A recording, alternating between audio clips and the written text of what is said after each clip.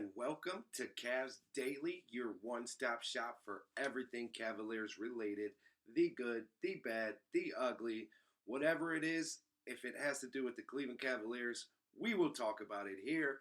I'm your host, Paul Williams, and today's show, we are going to get into all the updated odds for this coming NBA season, particularly as far as they go and as far as they impact the Cleveland Cavaliers and their players.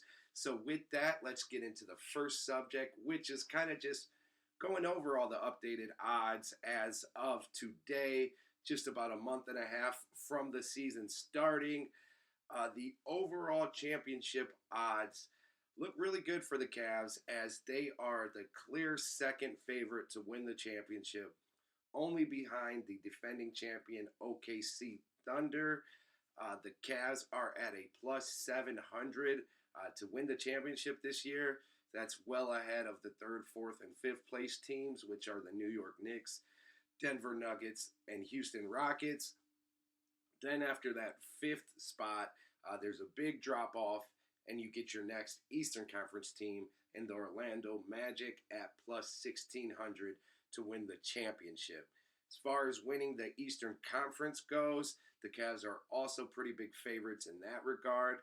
They're plus 230 to win the East, which is followed by the Knicks, who aren't too far behind, then a pretty sizable gap, the Orlando Magic, and then another gap, and the Atlanta Hawks are at plus 950 to win the East. As far as the NBA Cup goes, the Cavs also have the second best odds to win this year's NBA Cup at plus 600. Those odds are a little more bunched up, as I don't think Vegas sees the cup anything near a championship or playoff series even, and because of that, among other factors, even if you are the best team or the clear championship favorite, doesn't necessarily mean that you're going to be the favorite in the NBA Cup. So while OKC is the favorite for the Cup and the championship, the odds are a lot more compact, and 1 through 10 is just bunched together a lot more than they are in the playoff odds and championship odds. As far as making the playoffs go, don't even know why they offer this, but the Cavs are minus 50,000 to make the playoffs, meaning if you wanted to bet that the Cavs will make the playoffs, you'd have to wager 50,000 to win 100. Don't know if I could go recommending that, but yeah, that's what we're slated, or I'm sorry, those are the odds that are out for us to make the playoffs.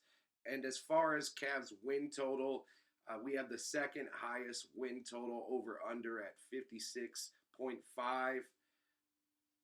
I think that's a little low, honestly, and we'll speak about that more in a little bit. As far as winning at least 50 games, the Cavs are minus 750 to do that. To win at least 55 games, the Cavs are again minus, and they are this time minus 192.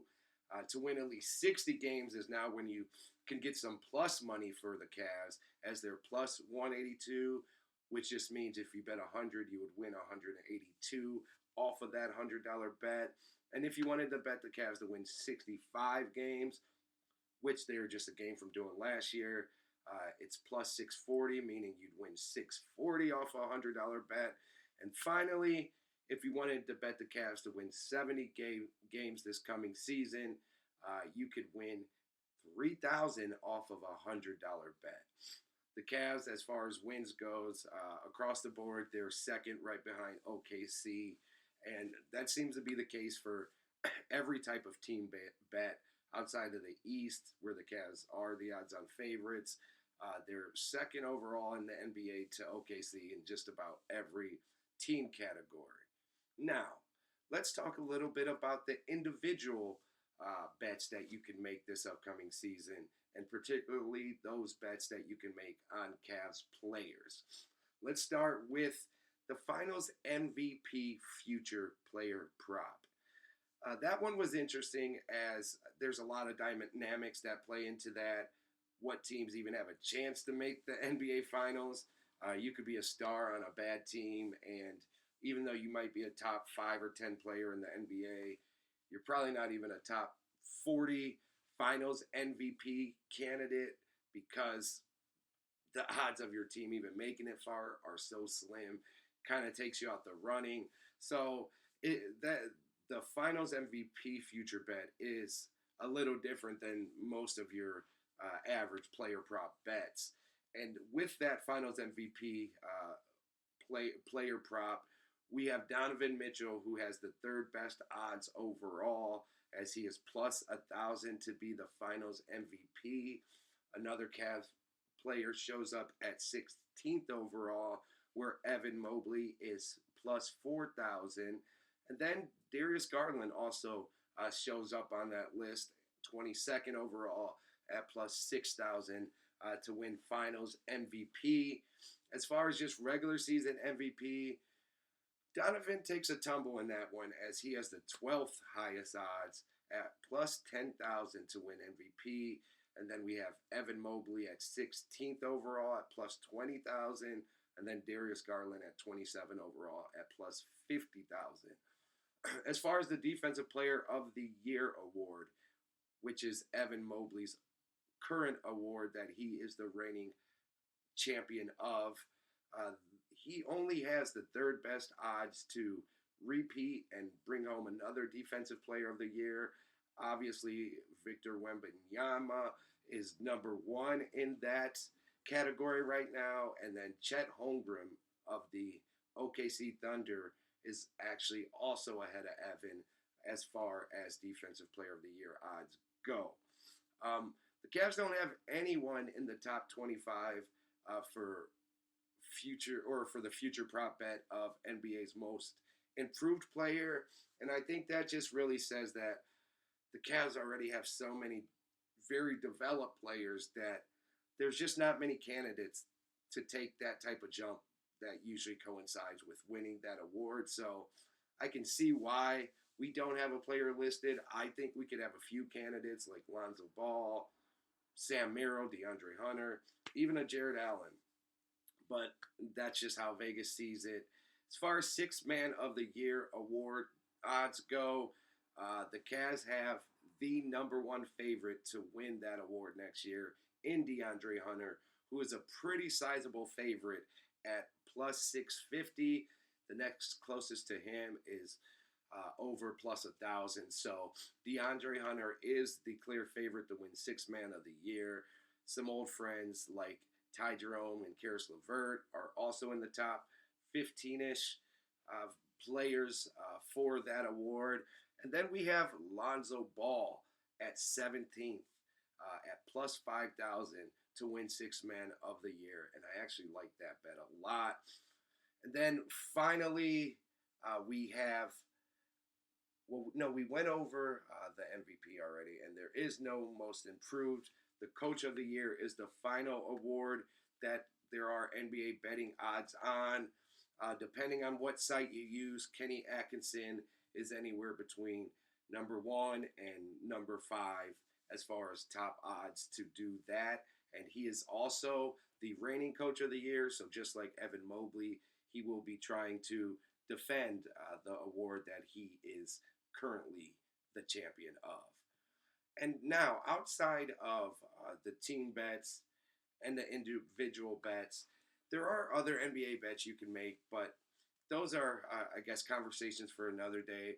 For now, I'd like to talk about which bets that we just went over stand out to me the most, and then hopefully get some feedback to see what you guys have your eyes on and what you might be taking bets on as the season gets closer and closer. For me, there's a few that just stand out so much. I'm very, very tempted to put a bet in sooner rather than later, as I think the odds will change eventually with bettors helping Vegas catch up to what I think would be a more accurate line. But my favorite bet of any Cavs future bet at the moment is the Cavs win total of 56.5. And while if you take out last year, that's obviously a very high number to expect from the Cleveland Cavaliers, and they hadn't hit it in a long, long time since the LeBron James days. But a year prior, we won 49 games. We've won 51 games in the past couple of years. And then last year, obviously, taking that big step, winning 64. And I feel like we left a good amount of wins on the table last year.